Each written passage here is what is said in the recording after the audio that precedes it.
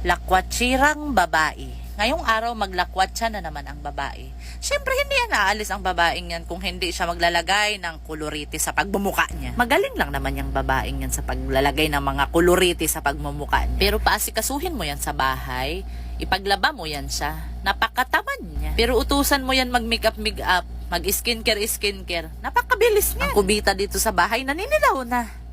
Pero ang nguso niya pulang-pula.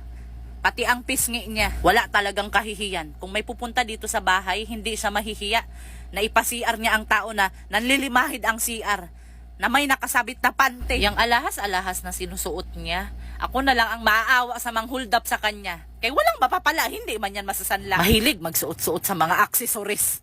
Burara naman hindi ililigpit. Walang katahimikan talaga sa bahay tong babaeng to kahit masama ang panahon.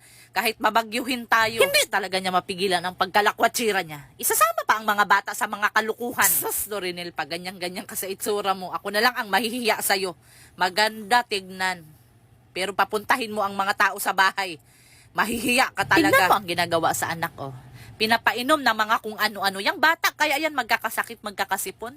Walang gana kumain, kaya anong binibigay sa nanay? Siya din talaga ang nagbibigay sa mga bata ng sakit. Kaya alam naman na hindi pa yan kumakain ang bata, paiinumin ng mga shake-shake na yan. Isa pa rin tong asawa sa babae, na nagkukonsinti sa asawa niya, na imbis mapagsabihan, natatakot sumusunod sa asawa niya. Malamang itong si Ricardo, ginayuma to ni Dorinel. Eh bakit magsusunod-sunuran sa kanya? Kaya kung ako pa kay Ricardo, kung ganyan ang estilo sa asawa ko, pabayaan ko yan siya, uy. Iiwanan. Napakaswerte naman yung magsunod-sunuran ako. Tignan mo ang lalaki.